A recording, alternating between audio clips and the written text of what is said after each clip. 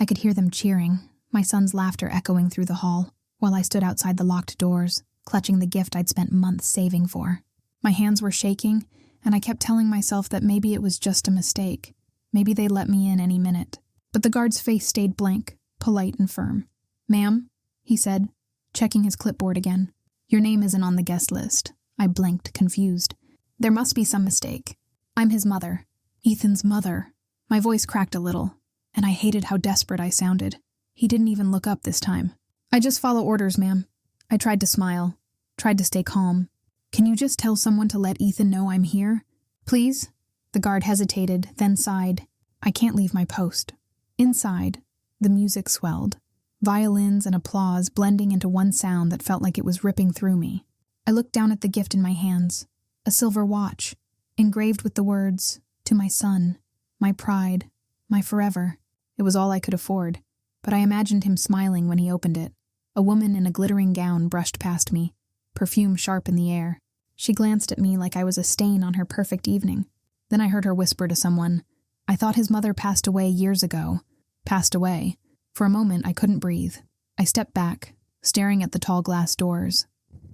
Through the crack between them, I saw a glimpse of the hall, flowers everywhere, golden lights, people laughing. And there, walking down the aisle, was my son, my Ethan. He looked so grown, so proud. But the woman holding his arm wasn't me. It was her, Mark's new wife, my ex-husband, who had walked out when Ethan was 10, stood beside him, beaming like the proud father he had never been. He looked elegant, confident, every inch the man he used to pretend to be. And me? I stood outside, invisible. I tried calling Ethan again. Straight to voicemail, I sent a message. "I'm here. Outside. Please come get me." Minutes passed. Nothing. I leaned closer to the door, listening. I could hear the priest's voice, steady and warm, asking if anyone objected. I thought about walking in, about shouting that I was here, that the woman smiling beside my son wasn't his mother. But my knees were weak, and I couldn't move. Instead, I stood there, my forehead pressed against the cool glass, whispering to myself, "You did your best, Lydia. You raised him alone. You gave him everything." My phone buzzed again, but it wasn't Ethan. It was a message from my sister, Clara. "You made it?" I saw pictures online. Beautiful wedding. I didn't reply. What was there to say? That I wasn't welcome? That my name had been erased from my own son's life? A little boy ran past me laughing, holding a handful of rose petals. He stopped and stared up at me. "You're not going inside?" he asked. I forced a smile. "No, sweetheart. Not today." The music inside shifted again, upbeat, joyful, the sound of clapping, glasses clinking, and my son's voice rising above it all. I closed my eyes and let the sound hit me like a wave. That laughter used to fill our tiny apartment when he was small, when all we had were secondhand toys and burnt pancakes. That laugh was mine once. Now it belonged to them. I stood there until the music faded, until my legs trembled from standing too long. The night air was cold against my face as I turned to leave. My reflection in the glass door looked older, smaller than I remembered. Maybe they'd tell people I hadn't shown up. Maybe they'd say I didn't care. I took a deep breath, whispered to myself, "You raised him with love. They can't take that away." Then, just as I started down the steps, a soft voice called out behind me. "Ma'am." I turned. A young waitress in a black uniform stood near the service door, her expression nervous. "Yes?" I asked, wiping at my eyes quickly. She glanced around before whispering, "They told everyone you refused to come." The words hit harder than I expected. "Refused to come." I stared at her, my throat tight. "Who told them that?" She looked down, hesitating. I don't know, ma'am. I just overheard it in the back." I felt something twist inside me. Confusion, anger, disbelief all tangled together. My chest burned as I tried to steady my voice. "Thank you for telling me." She nodded quickly and hurried away. I stood there alone again, the sounds of their celebration echoing in the distance. And as I walked into the cold night, one thought echoed louder than the music behind me. Someone had made sure I wasn't there, and I was going to find out who. They said I refused to come, but I was never invited. The words replayed in my head like a cruel echo as I sat in a small cafe across the street from the wedding hall. The smell of burnt coffee hung in the air, and my reflection in the window looked ghostly under the yellow light. Outside, the limousine pulled away, carrying my son and his new bride toward their perfect future, a future I wasn't meant to see. I stared at my phone as notifications poured in. Photos, videos, tags.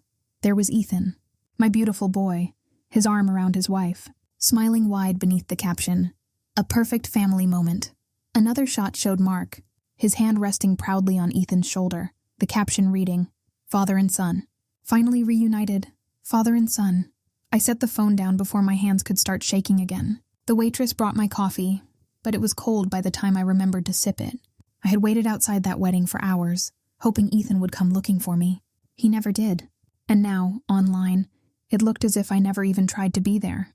I dialed a few old friends, people who'd known me when Ethan was little, when I worked double shifts at the diner and still managed to make it to his school plays. One after another, they let the calls ring until they went silent. No callbacks. No explanations. Finally, I tried my sister Clara. She picked up on the third ring, her voice careful, too gentle. "Lydia, are you all right?" "No," I whispered. "They said I refused to come." "But I was never invited, Clara." How could they believe that? There was a long pause. I could hear her sigh, the kind that meant she was choosing her words carefully. Ethan thought, "You didn't want to see Mark again." My heart sank. "What are you talking about? Who told him that?" "Mark did," she said quietly. "He told everyone you'd moved abroad years ago, that you wanted to cut ties and live your own life." I felt my breath catch. "Moved abroad?" "Clara, I've lived in the same apartment for 15 years. He knew that. Ethan knew that." "I know," she said, her voice breaking a little. "But people believe what they want to believe, especially when there's money and image involved." I stared at the phone, unable to respond. Image. That word echoed through my mind as I opened one of the wedding photos again. The venue was extravagant. Chandeliers, gold-trimmed walls, designer gowns. Ethan had married into wealth, and Mark had slipped right into that world as if he belonged there. Clara's voice pulled me back. "The girl's family is rich, Lydia. You know how appearances matter to people like them. Mark showing up made it look like Ethan came from a complete, respectable family. They didn't want any reminders of, well, the years you struggled." My chest tightened. "So they erased me," I said softly, "to make their story cleaner." "Lydia," Clara said, "they twisted everything. Don't let them win. You've always been stronger than that man." I wanted to believe her, but all I could see were the years that had vanished into other people's lies, the nights I'd sat by the window waiting for Mark to come home, the days I'd gone without food so Ethan could have lunch money, the shifts I'd taken in the freezing cold just to buy him a pair of shoes he wanted. And now, in their world, I was a ghost. I scrolled through my old photos. Ethan at age 7, missing his front teeth. Ethan at 10, holding his first trophy. Ethan at 18, hugging me before leaving for college. My thumb lingered over each memory, like touching glass over something long gone. "He thinks I abandoned him," I whispered. Clara's voice was soft but steady. "No, he was fed lies, but lies don't last forever. I don't even know how to reach him now," I said. "He won't pick up my calls." "Then don't chase him," she said. "Find out the truth. That's where you start." Her words settled in my chest like a small flame in the dark. I ended the call and sat there for a long time, the cafe growing quieter as night deepened. Outside, the last of the wedding guests were leaving. Laughter, music, the glow of headlights fading one by one. I thought of Ethan's laugh, the way it used to sound when I tickled him after a long day. It didn't sound like that tonight. It sounded hollow. I looked down at my phone again. One unread message blinked at the top of the screen.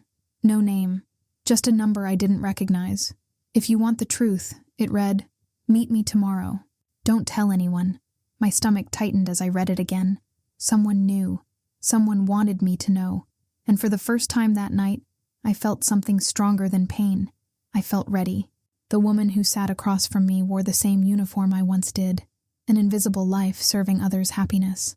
Rain traced thin silver lines down the cafe window. The world outside blurred into watery colors. Lydia sat in the corner booth, her coat damp, fingers wrapped around a chipped cup of black coffee that had long gone cold. Across from her, the young woman fidgeted with her apron, eyes darting to the door every few seconds. Anna looked barely 30, her hands still trembling from the memory of the event. "I shouldn't be here," she whispered, glancing at the other tables where 2 old men played cards and the barista scrolled through her phone. "If anyone finds out I talked to you, no one will," Lydia said softly. Her voice carried both calm and command. "You said you worked the wedding?" Anna nodded. "Catering staff. I helped set the tables and served the champagne." "I saw a lot." Lydia leaned forward. "Then start there." Anna's eyes flicked to the window again before she spoke. Your name was on the guest list. But 2 days before the wedding, Mr. Mark came to the planning office. I heard him talking to the event coordinator. She paused, lowering her voice even more. He said you shouldn't be there. That you'd cause a scene. Lydia's chest tightened. He said that? Anna nodded quickly. He slipped the planner an envelope. I saw the edge of cash inside. He said something like, remove her name quietly. Tell the family she declined. The air between them grew heavy. The soft hum of the refrigerator in the cafe became the only sound. Lydia's grip on her cup whitened her knuckles. So that's what they told him, she murmured. That I refused to come. Anna swallowed hard. And there's more. During the rehearsal dinner, Mr. Mark was talking to the bride's parents. He said you were struggling. Drinking again? That you might embarrass them in front of their guests. Lydia's eyes flickered. Pain, then fury, then something colder. An alcoholic. She almost laughed, but the sound caught in her throat. He told them that? Yes, and they believed it. The bride's mother even told the coordinator to keep things tasteful. I didn't understand at first. But then your name disappeared from the seating chart. Outside, thunder rumbled low and distant. The rain thickened, streaking the window like tears. Lydia took a slow breath, fighting the tremor in her hands. All these years, she said quietly. He couldn't stand the idea that I might still matter to Ethan. Anna's voice broke the silence. I shouldn't be saying this. Mark, he's got connections. The planner, the hotel manager, even some people in the press. He made sure everything looked perfect. A family with no cracks. Lydia leaned back, her expression unreadable now. Perfect, she echoed. That's what he's always wanted. Anna hesitated, her eyes glistening. He even said she left years ago. She wanted nothing to do with us. Everyone believed it. Lydia pulled her phone from her coat pocket, pressing record without Anna noticing. Her thumb hovered over the red button, her voice steady. Anna, she said almost kindly, thank you for telling me, but I need you to be honest with me about something. Anna stiffened. What? Do you know if Ethan heard any of this? Did he know what his father did? Anna shook her head. I don't think so. He looked happy, but when your name was mentioned, he went quiet, like he didn't know what to say. Lydia's throat tightened again. She wanted to hate Ethan for believing the lies, but part of her knew how easily guilt and manipulation could twist truth into poison. I worked double shifts to raise that boy, she said under her breath. Skipped meals, slept in buses, missed birthdays because of overtime, and he thinks I abandoned him. Anna's eyes softened. He'll find out the truth. People like Mark, they can't hide forever. Lydia gave a small, humorless smile. You're right about one thing, Anna. Her voice dropped into a calm, icy tone. He said I'd embarrass them. He's right. I won't stay silent anymore. The clock on the cafe wall ticked loudly. Anna looked up, startled, as though realizing she'd said too much. She glanced toward the door again, whispering urgently, I need to go. Before someone sees me here. She reached into her apron pocket and slid a small, crumpled envelope across the table. He left this behind at the catering table, she whispered. I don't know what it means, but you'll want to see it. Lydia frowned, picking up the envelope. What is it? I didn't look inside, Anna said quickly, standing up. Please, don't tell anyone we met. Before Lydia could respond, Anna slipped out into the rain, her figure swallowed by the gray curtain outside. Lydia sat there for a long moment, staring at the envelope. The paper was slightly damp, the name Mark scrawled faintly on the corner. She tore it open with trembling fingers. Inside were several folded sheets, bank receipts, all bearing Mark's name. The transactions were large, neat, and recent. The dates, every one of them, fell within the weeks before the wedding. Her heart thudded. She traced the numbers, feeling the bitter rush of realization sink in. Bribes, payments, deals. Everything he'd done to erase her had been bought. Lydia's expression hardened. The rain outside seemed to echo the pulse in her chest. She slipped the receipts back into the envelope, tucked it into her coat pocket, and rose from her seat. The coffee sat cold and untouched on the table, a dark mirror of everything she'd swallowed for years. As she pushed open the door and stepped into the storm, one thought cut through the noise like a blade. He took everything from me once. He won't do it again. And somewhere behind her, the cafe bell rang softly, as if sealing a promise. I used to think betrayal had a face, but it turns out it has a signature. The sound of rain had followed Lydia home, faint against the cracked window of her small apartment. The air smelled faintly of instant coffee and paper, receipts, letters, and unopened bills stacked neatly on her kitchen table. It wasn't much of a home, but it was hers. Clean, quiet, honest. Now the table was covered in new chaos. The envelope Anna had given her, its contents spread out like a trail of ghosts. Each bank slip bore the same neat handwriting, the same looping signature. Mark Thompson. Lydia sat with her elbows on the table, chin resting against her clasped hands, eyes narrowing on the lines of ink. The numbers were large, 5,000 here, 10,000 there, every deposit marked within the same 3-week window. Her reflection shimmered faintly in the dark window beside her. She looked tired, older, but beneath the exhaustion burned something sharper. "What were you buying, Mark?" she murmured. The receipts didn't list a sender's name, but a small notation in the corner caught her eye. ET Business Solutions. Lydia's pulse quickened. Ethan's company. She snatched her phone and began searching the name, her fingers trembling. Ethan had started the business 2 years ago, a small logistics firm that had grown faster than anyone expected. She remembered when he first told her about it. His pride, his drive. He'd built it himself. And now somehow his father's name was all over its payments. Her stomach twisted. "No," she whispered, almost pleading with the paper. He wouldn't do that to his own son. But the dates didn't lie. Mark had been taking money directly from Ethan's business account under the label of wedding expenses. Lydia stared at the ceiling, then at the door, as if trying to escape her own thoughts. The truth pressed against her chest like a stone. She grabbed her coat, slipped the receipts into an envelope, and scrolled through her contacts until one familiar name appeared. Daniel Brooks. Daniel had once worked with her at the hospital before moving into finance. If anyone could help her trace the money, it was him. The phone rang twice before his deep, steady voice answered. "Lydia, it's been ages. Too long," she said, trying to sound casual. "Daniel, I need a favor, a quiet one." Silence. Then a wary chuckle. "Those are usually the dangerous kind. What's going on?" "I need to know where a set of transfers came from," she said. "And who authorized them." There was a pause. "You know that's not exactly legal without consent. I'm not asking you to steal anything," she said quickly. "Just help me find the truth, please." Something in her voice must have reached him. He sighed. "Send me what you've got. I'll see what I can do." Lydia took photos of the receipts one by one and sent them off. Then she waited, pacing the room like a caged animal. Each second dragged, the ticking clock on her wall loud enough to break her nerves. After nearly an hour, her phone buzzed. A message from Daniel. "Daniel, you're not going to like this."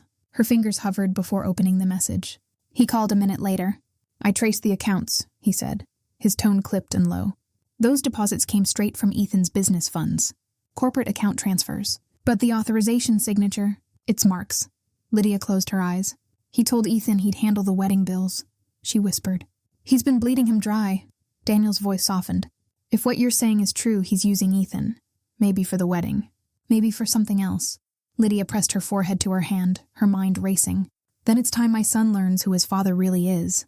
"You can't just show him bank slips," Daniel warned. "He'll want proof, official records, communication, anything that connects Mark directly to the deception. Otherwise, Mark will twist it again." Lydia's jaw clenched. "Then I'll find it." The anger in her voice wasn't loud. It was quiet, steady, the kind that burned colder the longer it stayed. Daniel hesitated before speaking again. "There's one more thing. I found an event listed in the same transaction system, a private dinner next week. It's being funded through the same account. Guest list includes Ethan, Mark, and the bride's family." Lydia's breath hitched. "And me? No mention of you," Daniel said quietly. Again. The words sank like a knife. Again. She turned toward the wall where Ethan's childhood photos still hung. His school graduation, his first car, his smile. For years she'd told herself that being invisible didn't hurt as long as he was happy. Now she saw what that invisibility had cost her. "Daniel," she said, her voice low and deliberate. "Can you get me the details? The time, the place." "Lydia," he hesitated. "Whatever you're planning, don't do anything rash." "I'm not planning anything," she said, sliding the phone between her shoulder and ear as she picked up the receipts and stacked them neatly. "I just want the truth in front of him. No lies. No filters." He sighed again, knowing he couldn't stop her. "I'll send you what I find." The call ended. Lydia stood for a long moment, staring at the rain streaking down the window pane. Her reflection looked back at her, older, colder, but unbroken. She laid the receipts back on the table, aligning them perfectly. Beneath the harsh yellow light, the numbers gleamed faintly, like evidence waiting to be used. She thought of Ethan's wedding photos, his arm around his bride, his father standing proudly beside him, and the captions calling them a perfect family. Perfect, because she had been erased. Her hands curled into fists. Not anymore. The laptop on her table chimed with a new email. Daniel's name appeared in the corner, along with the subject line, Private Family Dinner, Invitation List, Confidential. Lydia opened it slowly, scanning the details. The restaurant's name, the reservation date, the guests confirmed. Her name was missing, of course. She sat back in her chair, the faint hum of the refrigerator filling the silence. The storm outside had eased, but inside her, something far stronger was brewing. A quiet, deliberate storm that no one could see coming. Lydia looked at the glowing screen one last time, her reflection faintly mirrored in it. "They've rewritten my story long enough," she whispered. "Now it's my turn to write theirs." And in that dim apartment, surrounded by proof of every lie they'd told, Lydia began to plan her return. I didn't need an invitation this time. I needed proof. The night shimmered with the kind of wealth that made Lydia's skin itch. Gold-trimmed chandeliers, polished marble floors, and laughter that sounded rehearsed. Every table in the restaurant gleamed beneath soft candlelight, and a string quartet played somewhere near the bar. Lydia moved among the guests with practiced ease, her black apron tight around her waist, a tray of champagne flutes balanced perfectly on one hand. No one looked twice at her. To them she was invisible, exactly as she needed to be. She caught her reflection in a mirror behind the bar, hair tucked neatly beneath a cap, face bare, calm. The disguise had been easy. She'd borrowed the uniform from a kind waitress at the cafe in exchange for a week's wages. The harder part was keeping her hands steady as she stepped closer to the table where her son sat. Ethan looked handsome in his gray suit, his bride glowing beside him. For a moment Lydia's heart softened, but then her gaze shifted to Mark. He sat at the head of the table, laughter booming louder than anyone's, his arm draped casually along the back of the bride's mother's chair. Every word he spoke dripped with self-importance. "And once the board finalizes Ethan's position," Mark was saying, swirling his glass of wine, "I'll be overseeing all major accounts personally. It's what a father does, guides his son to success." Lydia froze mid-step, gripping the tray tighter. Overseeing all major accounts? He wasn't just taking money. He was embedding himself deeper into Ethan's business. Across the table, the bride's father raised his glass. "To the man who held this family together, Mark Thompson." Applause rippled around the table. Glasses clinked. Even the servers smiled politely. But Lydia saw the flicker on Ethan's face, a tiny, uneasy shift of his eyes. He clapped, but slower than the rest. His smile didn't reach his eyes. The sight broke something inside her. As the room settled, Lydia slipped behind the bar counter, where the restaurant's projector system waited for its next slideshow, family photos, speeches, celebrations. She slid a small flash drive from her apron pocket, its blue light flickering like a heartbeat. Daniel had helped her compress the files. Bank records, transaction screenshots, signed authorizations. Proof that Mark had siphoned money straight from Ethan's business account. Her heart pounded as she crouched, connecting the drive to the USB port hidden behind the counter. One wrong move, and she'd be dragged out before the truth saw light. "Ma'am, that's not for staff use," a young waiter whispered behind her. Lydia straightened slowly, forcing a small smile. "Manager's orders," she lied softly, tapping the clipboard she'd taken earlier. "Special slideshow for the groom." The boy hesitated, then nodded and moved on. Her fingers shook as she cued the file, setting it to play automatically when the next toast began. She looked once more toward Ethan's table. Mark had stood up now, raising his glass again. "To new beginnings," he said grandly, "and to knowing where we all belong." Lydia took a slow step forward, her voice calm but cutting through the music. "You're right, Mark." The room quieted instantly.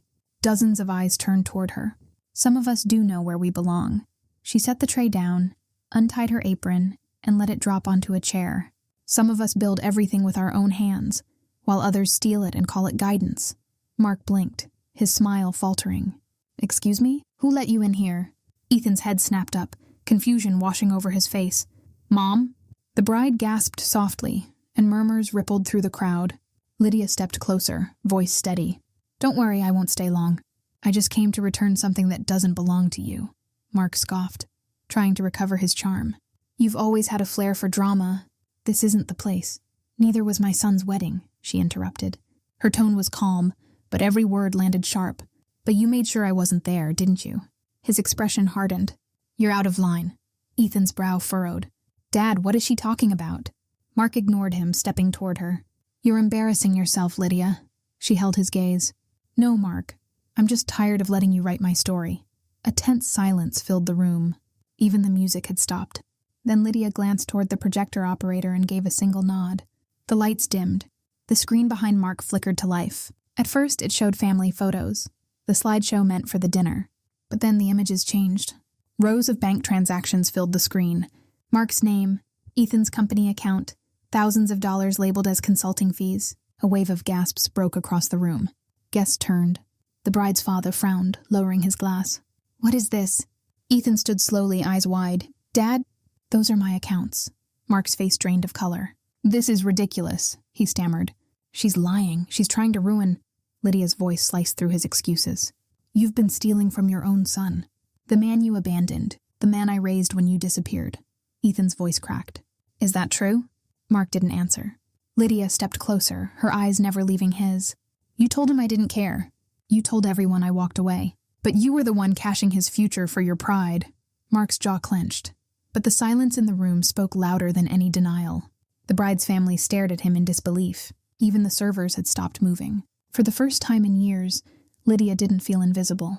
She reached for her coat and turned to leave, her heart pounding but her voice steady. You wanted to erase me, Mark. Instead, you erased yourself. She walked toward the exit, the sound of whispered confusion following her.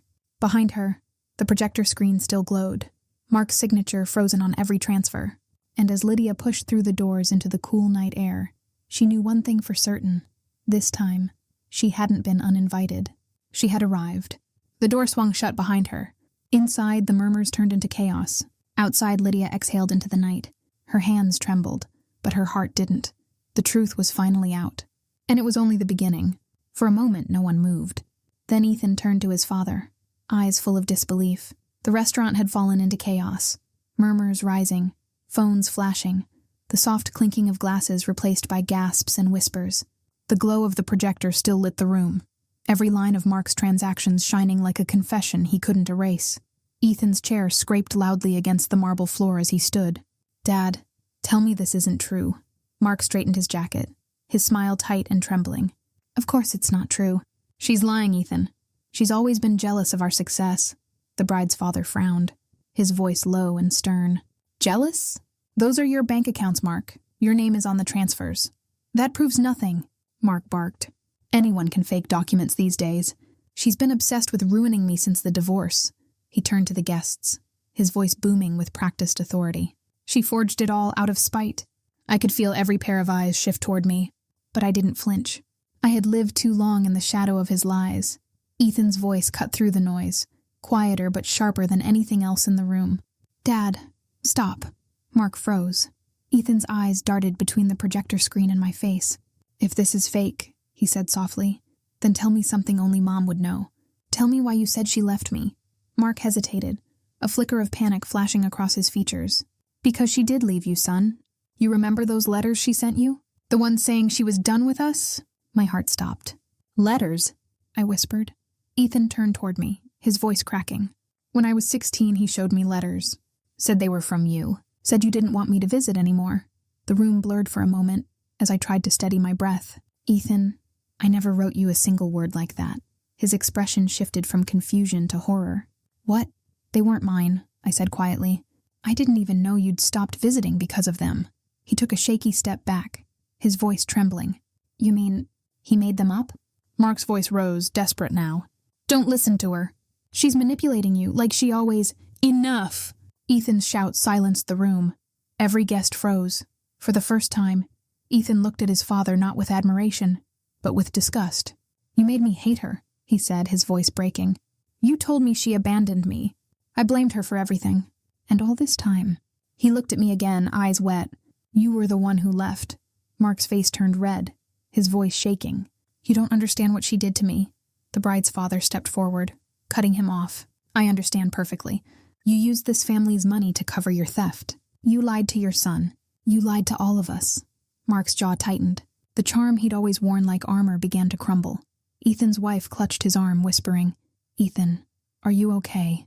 But he didn't answer. His eyes stayed locked on me. Why didn't you fight back sooner, Mom? He asked, his voice trembling with pain. Why didn't you tell me? I swallowed hard. Because I thought love would speak for itself, I said softly. But silence only helped them lie louder. He stared at me for a long moment. His mother, the woman he'd once believed, had walked away. Then he nodded slowly, the truth finally sinking in. "I'm sorry," he whispered. "I should have known." Tears stung my eyes, but I held them back. "You were a child, Ethan. You believed the parent who showed up." "I don't blame you." Behind him, Mark grabbed his coat, rage flickering beneath his controlled voice. "You all think you've won? This isn't over. You'll regret humiliating me like this."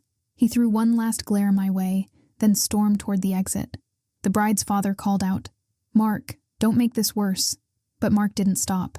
The doors slammed shut behind him, echoing through the stunned silence. Ethan looked at me, worry clouding his face. "Mom, don't..." But I was already moving. I laid a gentle hand on his arm. "There are things he still needs to answer for," I said. "And I'm not running anymore." Then I followed Mark out into the cold night air, the murmurs of the restaurant fading behind me. The street was quiet now, the glow of the lamps casting long shadows on the pavement. Ahead of me, Mark's figure moved quickly toward the parking lot. I took a deep breath, each step slow, steady. The lies had finally broken, and now it was time for the truth to face the man who built them. I kept walking, my heart no longer heavy. The storm had already begun. The rain had thinned to a mist, painting the alley in a ghostly shimmer beneath the weak yellow light. Mark turned when he heard the steady rhythm of her footsteps. For a heartbeat, Lydia saw the man she once loved, the one who promised to protect their family, who swore he'd never let them fall apart. But that man was long gone, buried under layers of greed, deceit, and pride.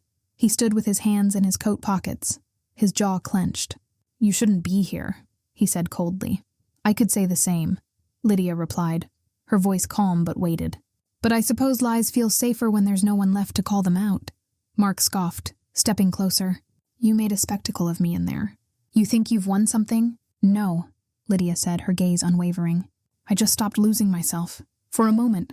The wind carried the faint sounds of the restaurant, shocked murmurs, hurried footsteps, the echo of a life unraveling. Mark's shoulders stiffened, and his voice trembled with restrained anger. "You have no idea what you've done.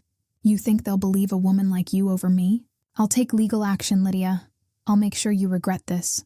Lydia opened her purse slowly and pulled out a small envelope. "That won't be necessary," she said softly.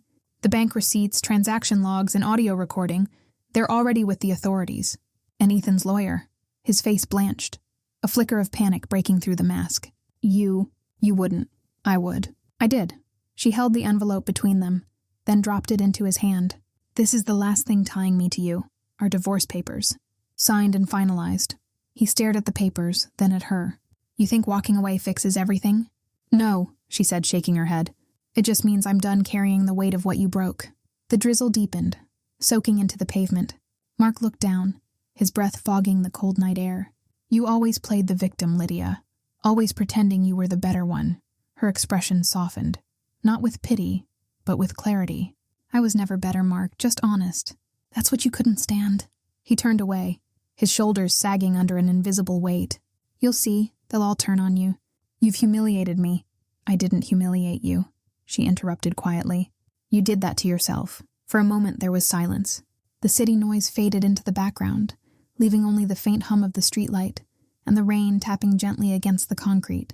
Mark's hand trembled as he crumpled the papers slightly, then let them fall into the puddle between them. "You'll regret this," he muttered, voice hollow. "I already did," Lydia whispered. "For years." He hesitated, then walked past her without another word. His footsteps faded into the night, swallowed by the city. Lydia didn't turn to watch him go. She didn't need to. The weight she'd carried for decades seemed to lift with each step he took away from her. For the first time in years, the silence didn't hurt. It felt peaceful. Then a soft voice broke through the quiet. "Mom?" She turned. Ethan stood under the edge of the awning, his hair damp, his eyes glassy.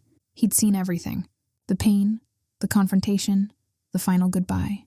"I didn't mean to listen," he said, stepping closer. "But I had to know." Lydia took a slow breath, her throat tight. "Now you do," Ethan's voice cracked. "He lied to me all this time." "About you, about everything." Lydia nodded gently. "He was afraid of losing control. I was afraid of losing you." For a moment neither spoke. The air between them carried the weight of years, of birthdays missed, letters burned, and love distorted by deceit. Ethan stepped forward, his voice breaking. "I'm so sorry, Mom." Tears welled in her eyes, but she smiled faintly. "No, sweetheart. You don't owe me that. Just promise me you'll live your life without letting lies define you." He nodded, his lips trembling. "Will you be okay?" She looked up at the dark sky, feeling the rain cool against her face. "I will be. For the first time, I think I will." Ethan took her hand. Together they walked out of the alley, leaving behind the shadows that had followed them for so long. Behind them, the streetlight flickered once, then steadied, casting its pale light over the divorce papers drifting in the puddle, ink bleeding softly into the water. The past was dissolving, and Lydia, finally, was free. The music played again, but this time, it was for her. Soft piano notes drifted through Lydia's small living room, mingling with the aroma of roasted herbs and the laughter of people she loved. The space was warm, alive, so different from the sterile coldness of banquet halls and false smiles. The table was set simply, mismatched plates and all, but it was perfect, because this time, no one was pretending. Ethan stood by the old record player, adjusting the volume. His wife Clara was helping in the kitchen, humming softly. The clatter of dishes and the scent of fresh bread made Lydia's heart ache with something she hadn't felt in a long time: belonging. They had come to visit for dinner, just a quiet evening between family. But to Lydia, it felt like the beginning of something sacred. "You didn't have to bring all this," she said, as Ethan unloaded more groceries onto the counter. Ethan smiled. "I wanted to. Besides, Clara says my cooking still needs your supervision." Clara laughed from the kitchen doorway. "He's improving, slowly." Lydia chuckled, shaking her head. "Just don't let him near the salt. He still thinks a spoon and a pinch mean the same thing." They laughed together, and for a moment, the sound filled every empty space in her heart. But beneath that warmth, Lydia felt a quiet unease. She didn't want Ethan to be here out of guilt or pity. She wanted honesty, not penance. When dinner was over, and the plates had been cleared, Ethan lingered by the window. The rain had stopped outside, leaving the world washed clean. He took a slow breath and turned to her. "Mom," he began softly, "I need to tell you something." Lydia froze, her fingers tightening around the edge of the table. "Before Dad left," Ethan continued, "he confessed to everything. The lies, the money, even the letters. He said he didn't know how to stop once it started." Lydia closed her eyes. "And where is he now?" "He's gone," Ethan said quietly. "He left town. I don't think he'll come back." There was no triumph in his voice, no bitterness, just the exhaustion of a man who had seen too much truth too late. "The company recovered all the funds," Ethan added. "Daniel helped with the process. It's over, Mom, really over." Lydia nodded slowly. "That's good. I just wish he'd found his conscience before losing everything." Ethan hesitated, then took something from his pocket, a small envelope. "Clara and I were talking," he said, passing it to her. "We bought a house not far from here. It's got a garden, a big kitchen, and an extra room. We want you close to us." Her breath caught. "Ethan, no pressure," he said quickly. "But you've always been alone, and I can't stand the thought of that anymore. You don't need to do everything on your own." Lydia's eyes shimmered with tears she tried to hide behind a small smile.